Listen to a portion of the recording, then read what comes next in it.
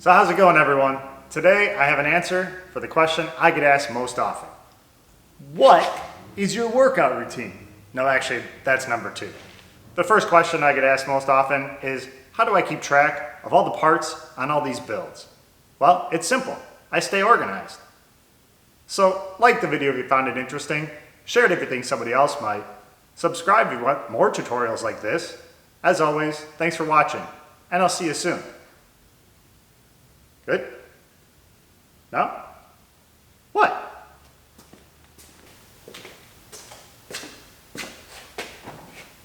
So my director feels that you guys might want more of an explanation than just staying organized. I don't think you want to listen to me talk and you want to see cars being fixed. So, if I'm right, there's a link up above and you can watch me fix the dirt alley here. If she's right, stick around and I'll do some talking. So, how do you stay organized on a build? I'm going to give you the methods I've used over time, why I liked them, why I didn't like them, and what I use now. We'll start with the biggest first, because everything else that's smaller will end up in our big area. And that's the key, is keeping everything together. I use a shipping container right now. I understand that everybody has a place for a shipping container because, well, municipalities kind of suck. That's one drawback. But it's a good place to keep everything. Body panels, interiors.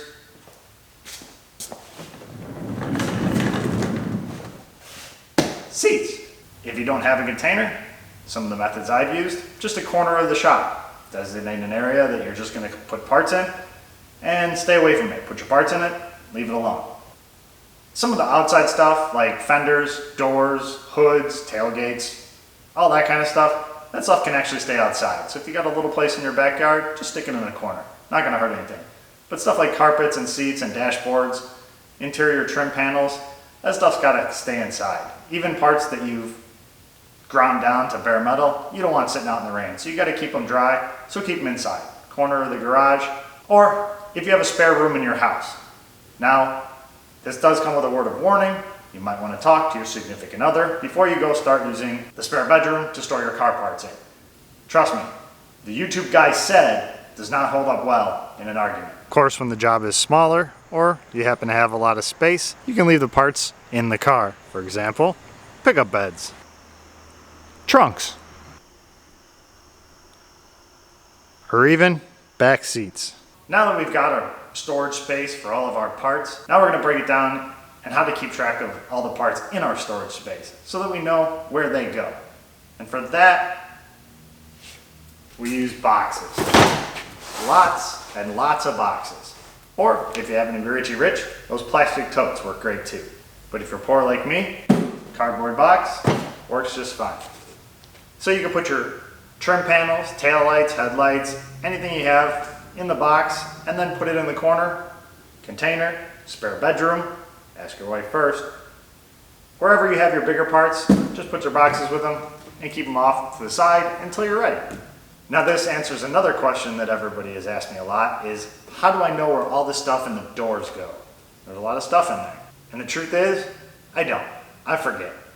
I take multiple cars apart and it could be months before I'm putting them back together. So I don't always remember where everything came from. But this method helps me. So how do I do it? One box for every door. You put everything you take off the door in the box.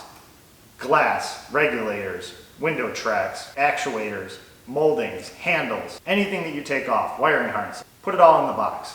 Keep it with the screws, and then when it's time to put the door back together, you open it up. If it doesn't refresh your memory, you just start putting it back together until the box is empty. And then you're done. Everything found its place. If you have some leftover parts, just throw them in your console. So now that we know what we do with our bigger parts and our middle-sized parts, now the part that I think everyone's most interested in is the fasteners. All the nuts and bolts. How do you keep track of those? There's lots of different methods, so let's go through them.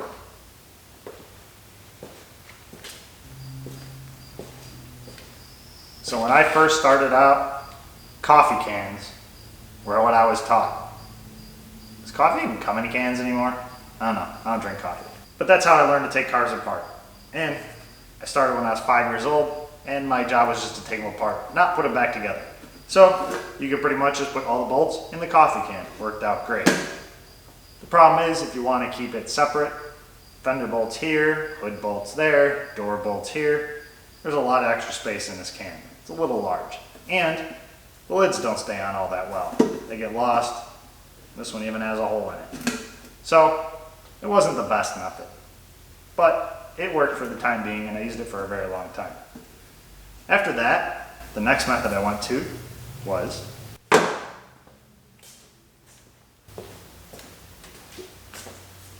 paint cans.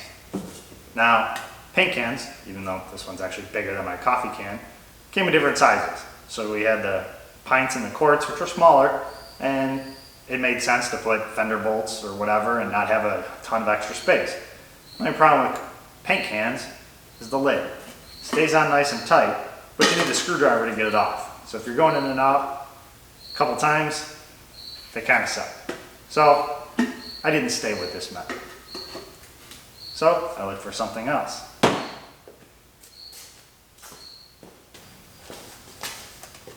So from there, we went to plastic baggies.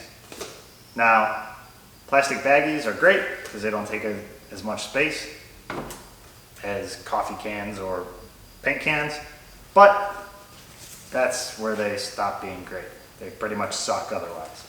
They never seem to stay close, you end up losing bolts, and it turns out that sharp, pointy metal bolts in cheap plastic containers lead to holes, and you end up with bolts going rogue and leaving a trail looking like Hansel and Gretel. Apparently, me sitting in the Lexus running wasn't enough. We have to hear the sound to make sure it actually starts.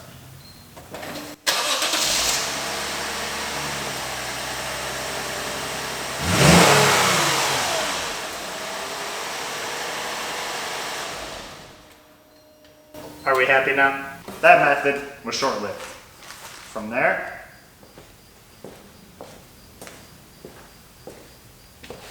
went to parts bins. Now I use metal ones. They have plastic ones that are available, but you can put all your nuts and bolts in there and you can keep them pretty separate for every job.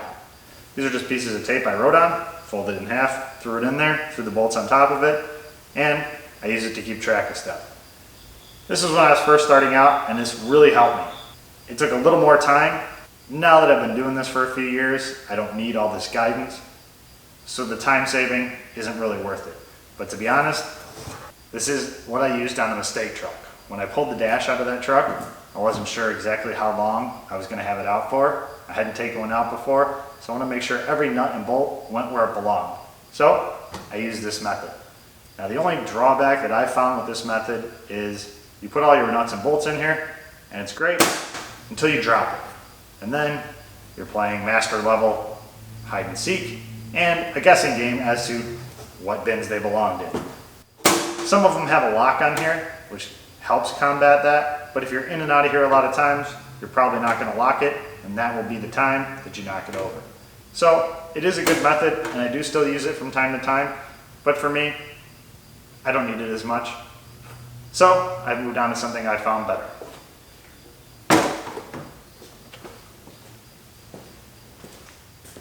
And that's supplement containers.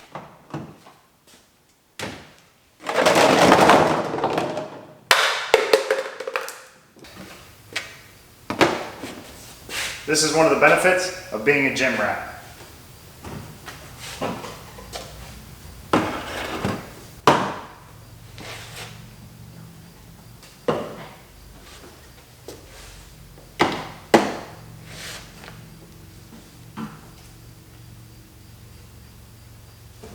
It also helps if your girlfriend has what some consider an unhealthy habit of pre-workout use.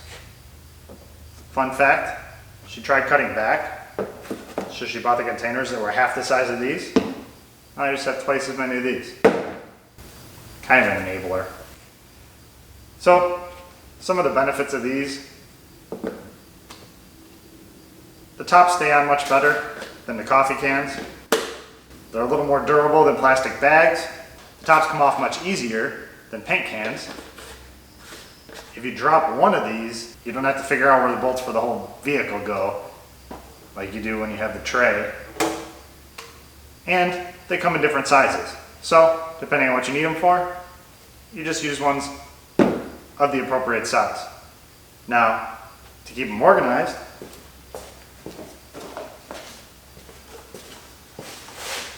in my builds, I just keep everything in a milk crate.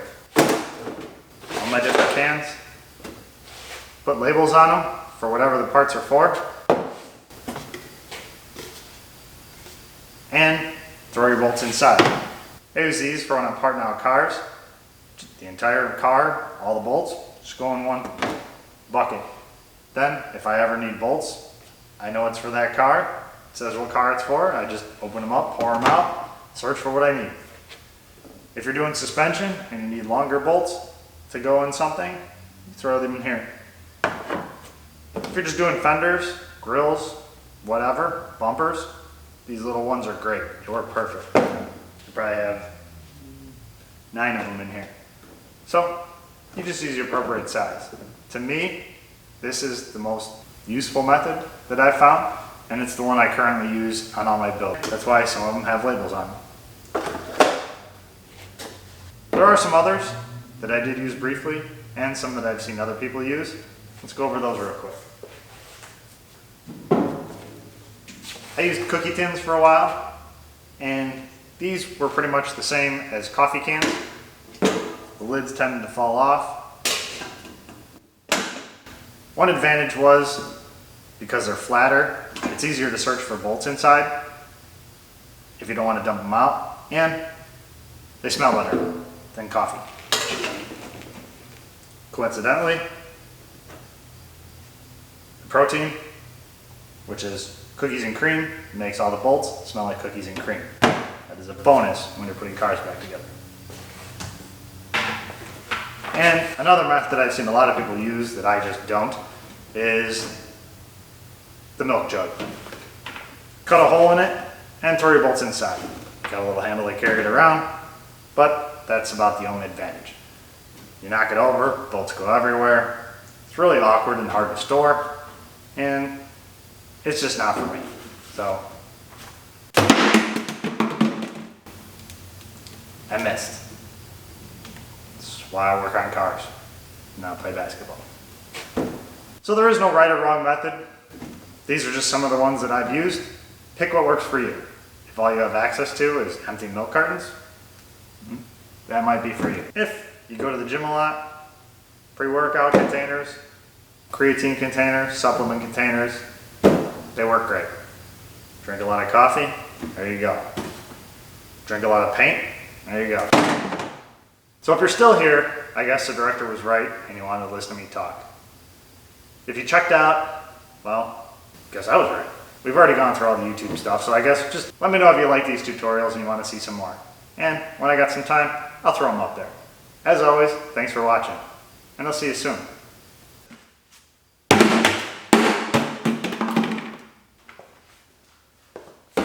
Again.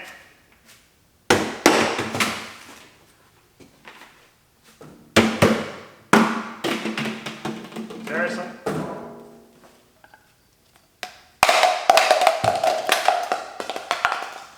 I'm no better at juggling than I am at basketball. Again.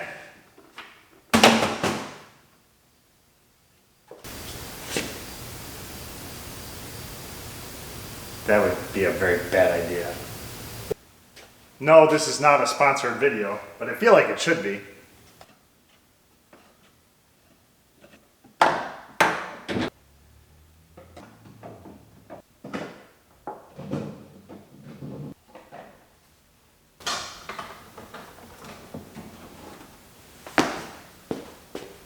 It's better be worth the payoff. Well, that was anticlimactic. Ooh, piece of candy. Ooh, piece of candy. Ooh, piece of candy. Piece of candy. Ooh, piece of candy. Ooh, piece of candy. Ooh, piece of candy. Ooh, piece of candy. Ooh, piece of candy.